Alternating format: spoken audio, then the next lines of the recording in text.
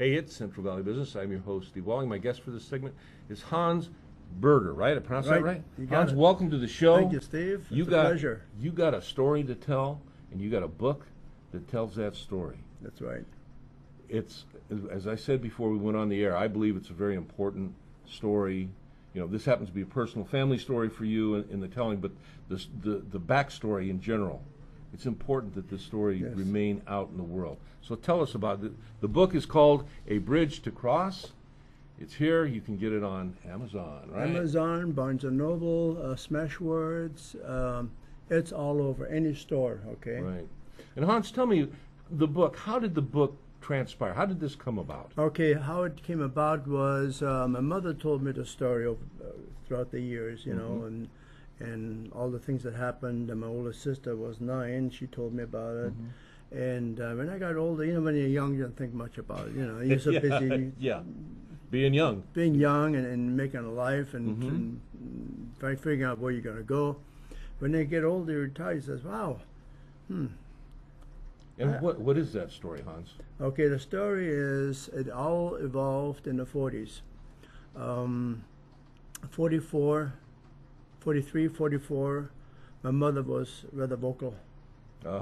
And she knew Germany wasn't going the right direction. And she was in Germany at that time, and right? She was opposed to Hitler in the strongest terms, and she spoke out, and that got us into lots of trouble. That kind of created a problem, didn't it? Lots of trouble, okay? Yeah. We lived in beautiful Heidelberg, Germany. Okay. It's a gorgeous medieval town with the Neckar River going through, a castle on the other side. Right. Life was a dream. All 4 of us kids were born there. I was 2 at the time. Erika was 4, Gretel was 7, and my older sister Rösel was 9. So we had a great life.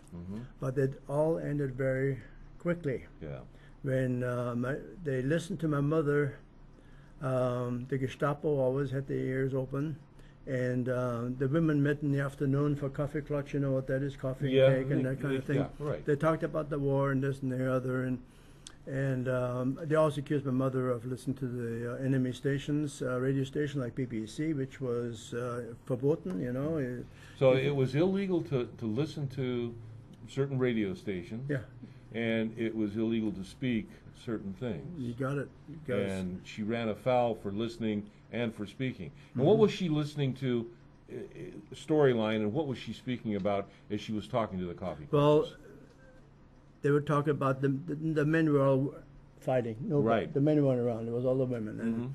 And they were talking about how things were going, and some of them, or maybe my mother, listened to BBC, which gave you the honest truth, you know. German radio waves were controlled by Hitler. You couldn't believe anything he told you.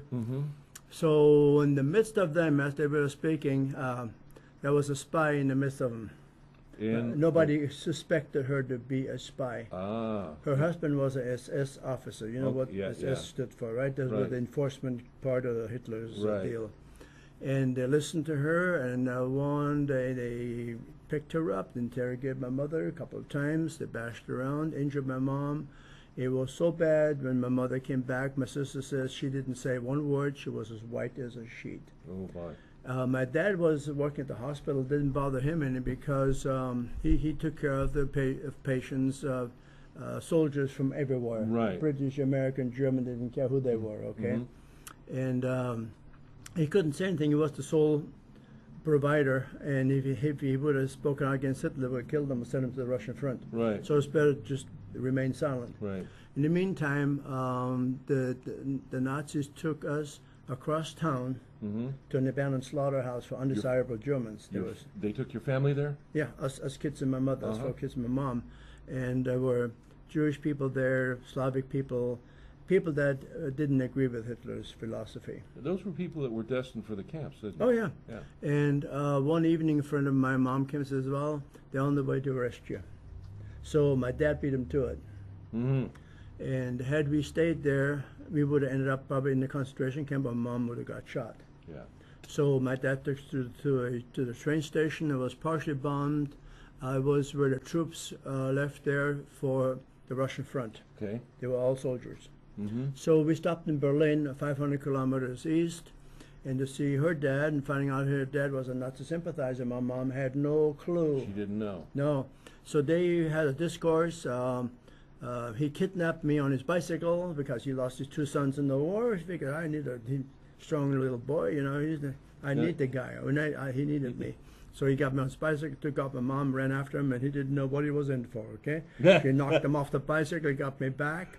Because, you know, you don't don't mess want to... with an angry mom. No, she was angry like a grizzly bear, okay? Uh-huh. But then he was going to have the Gestapo arrest my mother. So we were at the same place. Yeah. So we had to live there. We walked 200 kilometers east to the East Prussian-Polish border. My mom grew up in East Prussia. Figuring there were some people there, but everybody was stressed out. The Russians were coming. They knew they were coming. So there's very little communication. My mom was on her own. Right. So we continued walking. By the time we got to the Polish border, it was 20 below zero, or was it during the Battle of the Bulge? It was very, very cold. We almost froze to death. Russians came across the border, about hundreds of thousands of troops. We were almost crushed by the tanks as they came through. They didn't stop for anybody. Their objective was Berlin. That was their goal. Huh, So they never stopped. That's a heck of a story. Yeah, And that's what that's what your book's about. and there are a lot of miracles. God was with us. Angels were with us throughout the book. I mean, it's references. It's unbelievable what happened to us. We shouldn't have made it, okay? But God was there to help us through this whole thing. We almost froze to death, starved to death. My mom, we almost got shot. We were lined up. An angel helped us get away from there. 40 people lost their lives. Were shot by the Russians. We were spared. We're the only ones. Amazing, huh? Oh yeah, it's a so, book you can put down once you start reading it. What happened to your father? My father stayed in Heidelberg. We were in that situation for a year and a half. We had very little food. We had no place to stay. Each night we had to look for a place, and there were enemies all around us. So you couldn't trust the Russians or anybody else, okay? Right. So somehow we survived, okay? And then we made it back to Heidelberg a year and a half later, and my mother called my dad, and there was silence on the phone. My dad figured he'd never see us again because we were on 3 Soviet trucks to the slave labor camps. God made a way for us to get off each time. We were, I don't know how deep we were, how far east we went, but God brought us back.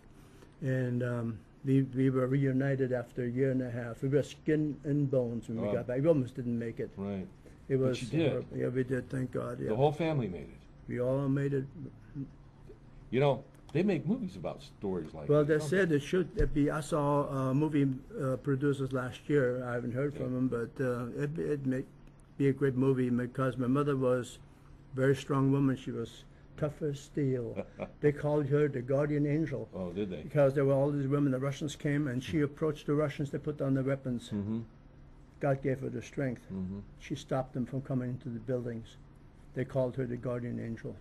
And of course, we couldn't stay there; had to move around. Right. You know, God also gave her a special sense for people. Most of them went this way. My mother went that way.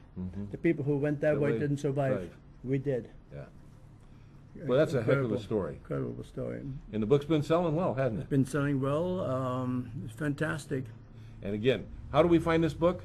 You get it through Amazon, Barnes & Noble online, Smashwords. At every bookstore you can get it through.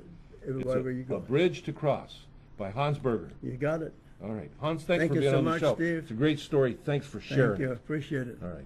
And I'll see you when we come back.